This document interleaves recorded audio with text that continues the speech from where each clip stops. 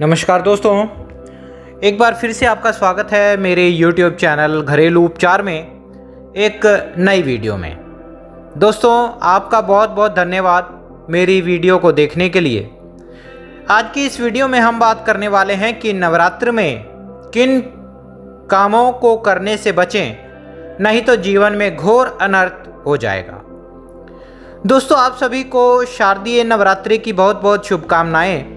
जैसा कि आप सभी को पता है कि श्राद्ध खत्म होने के बाद नवरात्रों की शुरुआत हो चुकी है और 22 सितंबर सोमवार से आरंभ होकर 1 अक्टूबर 2025 गुरुवार अर्थात वीरवार को समाप्त होंगे और पूजन करने का शुभ मुहूर्त 30 सितंबर शाम 6:06 से लेकर 1 अक्टूबर रात 7:01 तक रहेगी।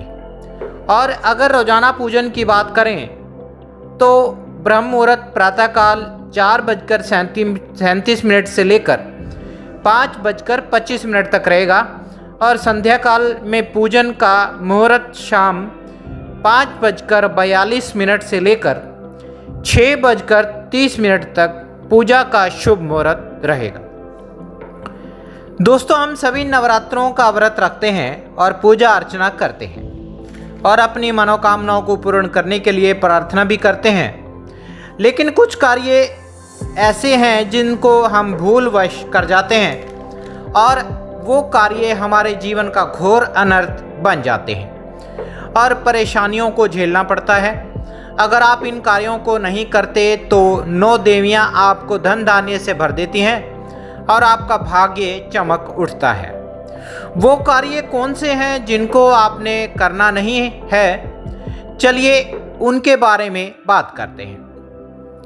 दोस्तों, पहला कार्य जो ध्यान में रखना है, अक्सर हम बिना सोचे समझे किसी भी कलर के वस्त्रों को धारण कर लेते हैं जो माता को प्रिय नहीं होते और आपके लिए परेशानी का कारण बनते हैं। इसके लिए ध्यान रखें कि इन दिनों आपका परिवार काले और नीले वस्त्र धारण करने से बचे और शुद्ध स्नान करने के लिए नहाने के पानी में गंगा जल मिलाकर स्नान करें।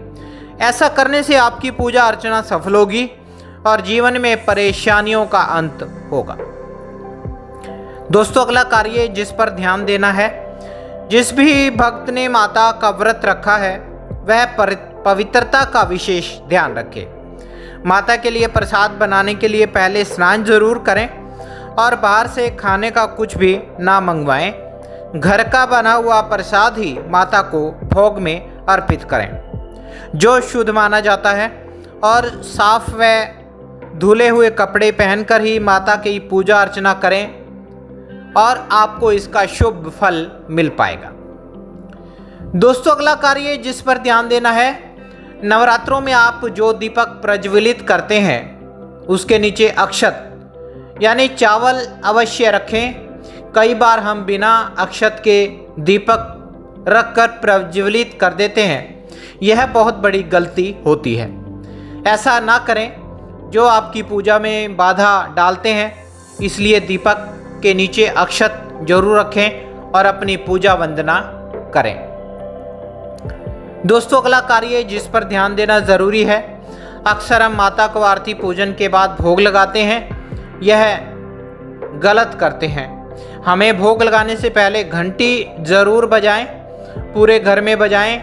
उसके बाद माता को भोग लगाकर आरती वंदना करें और हो सके तो अनार का भोग लगाना आपके लिए भाग्यशाली होगा।